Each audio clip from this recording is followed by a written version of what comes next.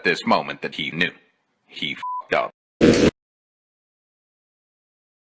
Listen to that crowd. He is definitely the favorite. Let's see if he can capitalize on that energy and get the win.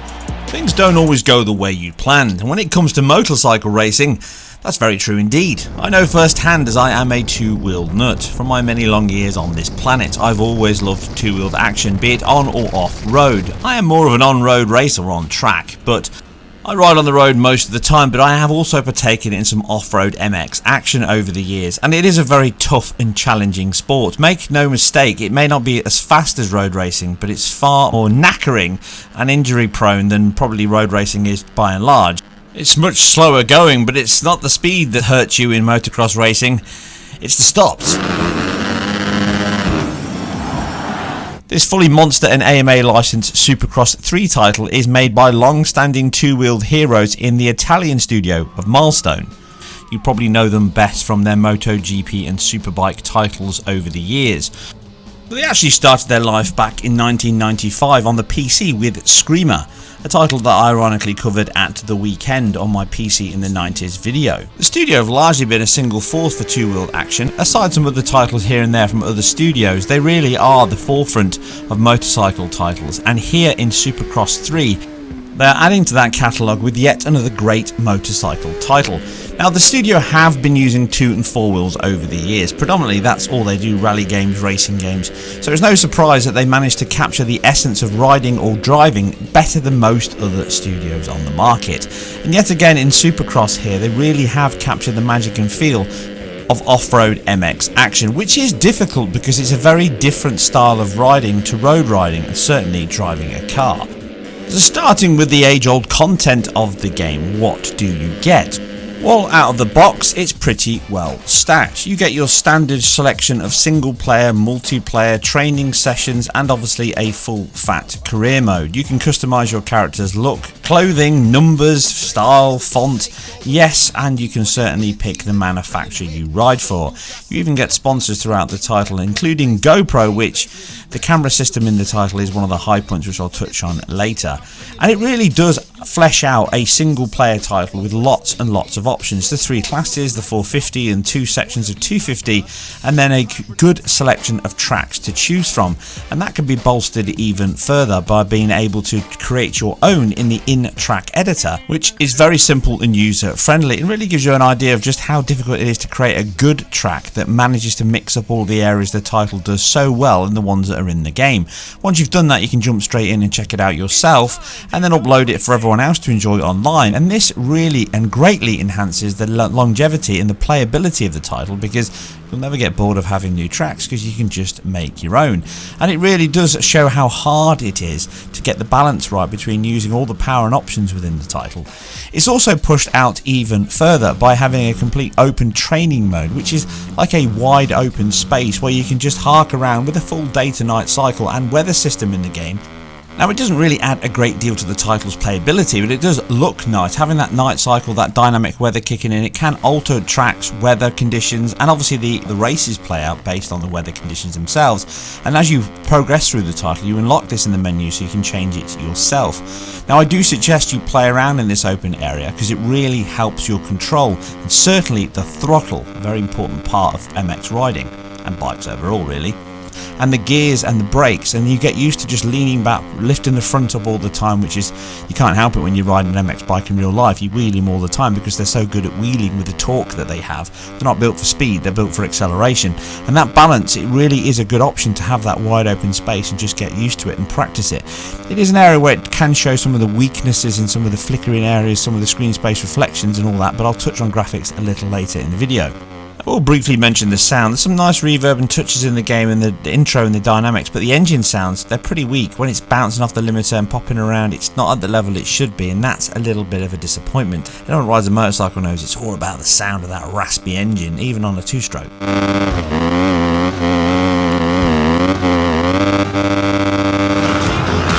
The online multiplayer really sets the men from the boys though, and you realise that just as you're getting really, really good, you move on to online and realise that you're nowhere near some of the people that must play this game morning, noon and night. It really isn't a title that is realistic to riding a motorcycle. It's as real as probably most of the car driving games in that sense, but it is a simulation. It does a very good job, but it is very forgiving in certain areas and less forgiving in others. In terms of the single player and the campaign modes, they are very good. You get the standard dramatic entrances with very dead eyes and strange looking faces. The character models themselves are one of the weakest points of the title, but they don't really need to be, as the game's all about riding with a helmet on your head, so they don't really spend ages creating really impressive character models that you would get in a single player title.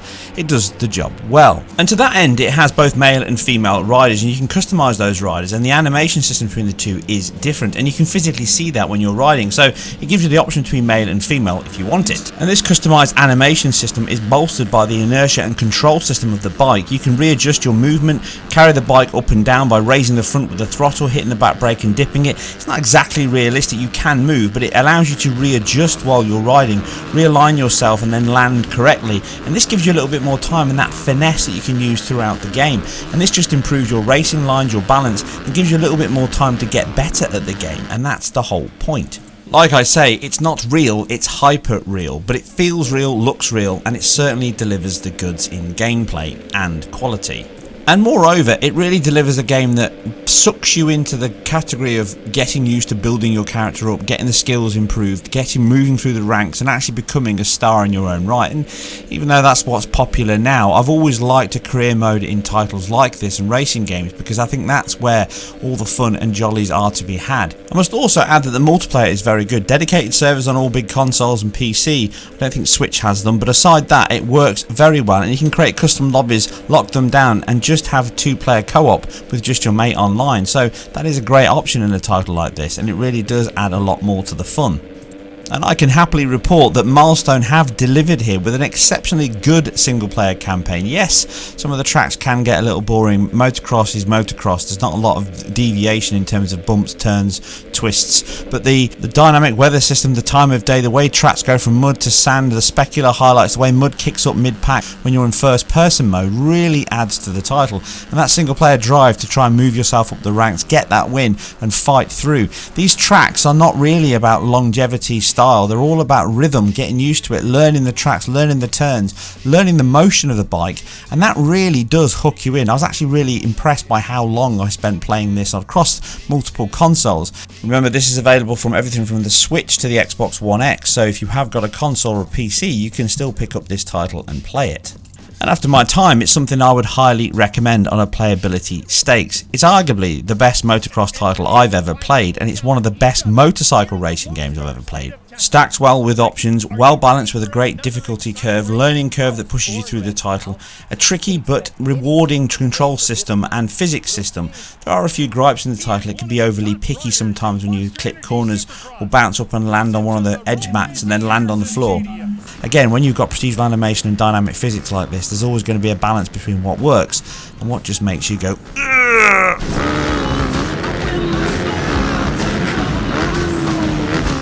Now, the visual quality is something that needs to be touched on, and I think that the title has really excelled in its use of Unreal Engine 4.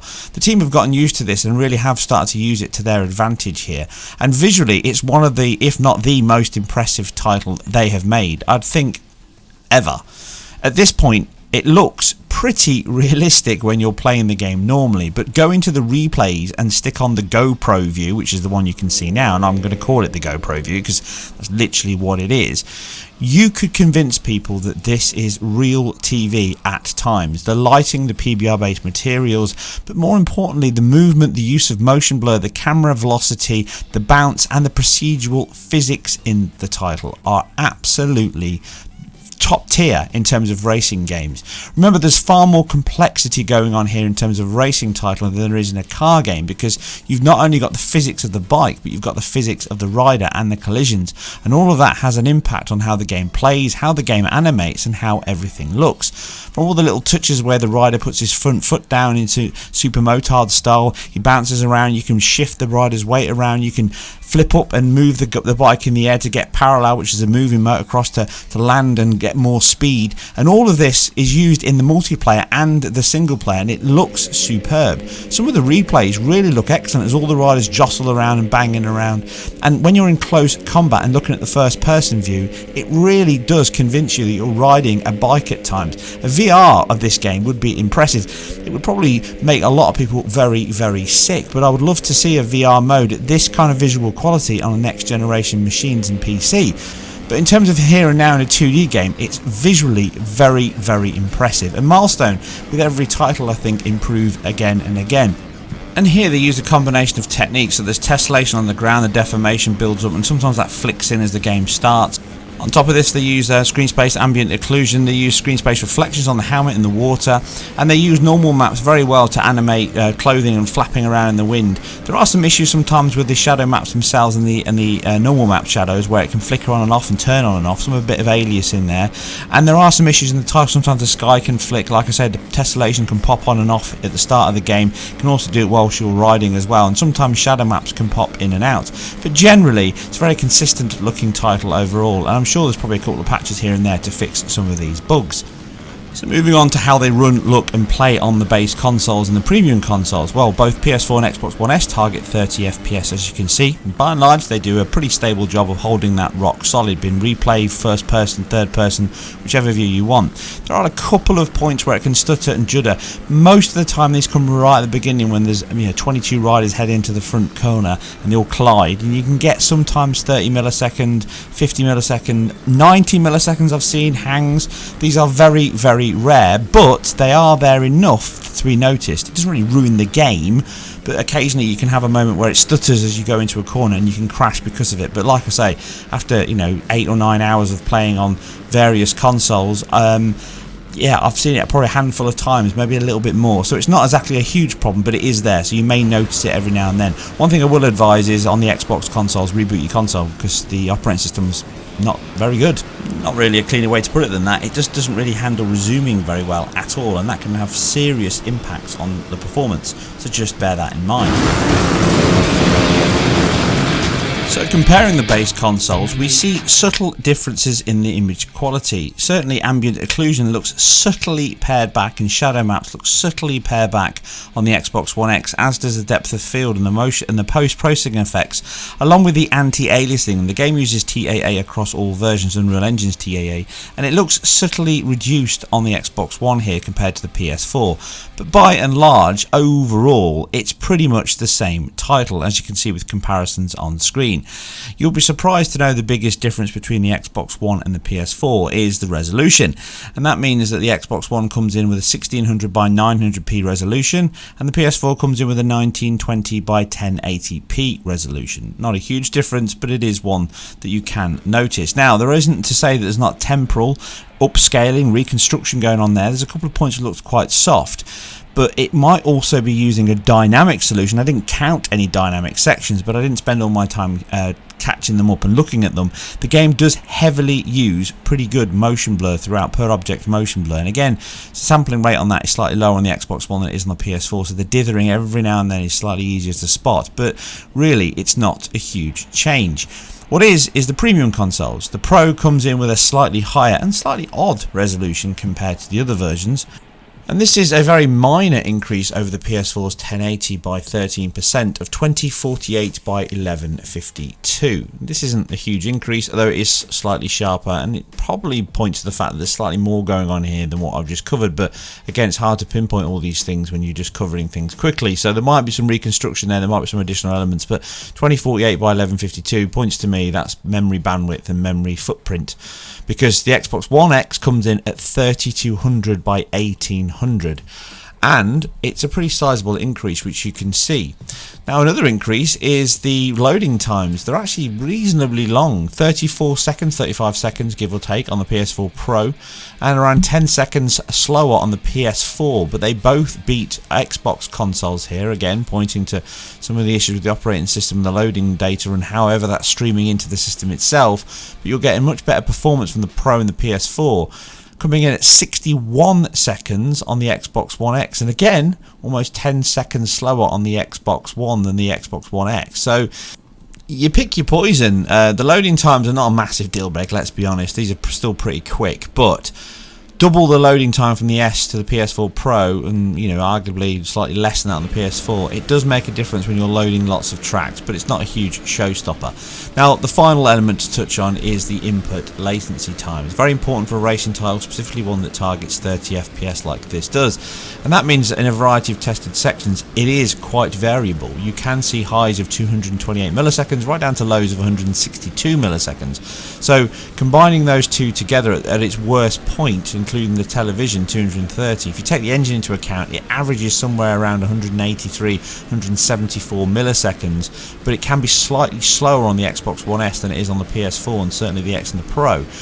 So you can improve that latency slightly better. The average is better certainly on the premium consoles. Again though, it's subsystem, memory subsystem, and Unreal Engine 4 tends to be quite demanding with its requirements on overhead on these base consoles, and there are elements where you can see that's starting to have an impact. Now, it does sound bad, but because this is a racing title, lots of weight and inertia, it doesn't feel slow, it feels weighty. So it kind of gets away with that movement and that input. It doesn't really need fast reactive responses because the whole game is designed around slow, heavy movement because you're riding around on muddy tracks, dirt tracks. It doesn't really need that fast responsive. It would be better, of course, don't get me wrong, but it doesn't feel as bad as it sounds on paper. And that brings us to the final piece, which is performance on the premium consoles. Again, it's far more stable in terms of its lows, but it does suffer occasionally from spikes into 60 milliseconds and drops into 33 milliseconds, which again, they're very, very minor, but it would be nice to see that smoothed out with a flat, even, no frame pacing issues at all at 30 FPS at 33 milliseconds. I'm not saying it has frame pacing issues, but as you can see from the graph, occasionally it can stutter a little more than I would like in a title like this. If it's not going to be 60, it needs to be a locked 30. It's hardly bad, it doesn't really affect the gameplay, and you probably wouldn't notice it without this kind of graph, but that's what I'm here for. I'm here to give you the stats, here to give you the figures, and it would be nice to see this just smoothed out a little better without those troughs. But again, the worst points tend to come right at the start when you've got 22 riders all together. Once you pass those points, it tends to be pretty lock solid and smooth. And even that beautiful first person view and the replays with that GoPro camera, none of that really distracts from a smooth, silky smooth 30 FPS with motion blur, velocity based motion blur, and obviously radial blur and camera blur on top of that. So again, it's nice to see a smooth, high performing title. It would have been good to maybe see a 60 FPS mode, but there's probably more reasons here as to why, and I suspect some of the physics on the characters, the animation system, and the complexity that's going on here is one of the reasons why we're still seeing a 30 FPS title on premium consoles and not 60, but it still looks damn good. And with that, we cycle round to the end of another video. It's an in-depth one across all formats that you possibly could buy apart from the Switch and the PC, but unfortunately I can't cover everything. I am independent, so if you like what I do and everything I put together, then you can help by supporting, liking and sharing where appropriate. But for now, I'm off to wheelie to victory. I'll catch you on the next one.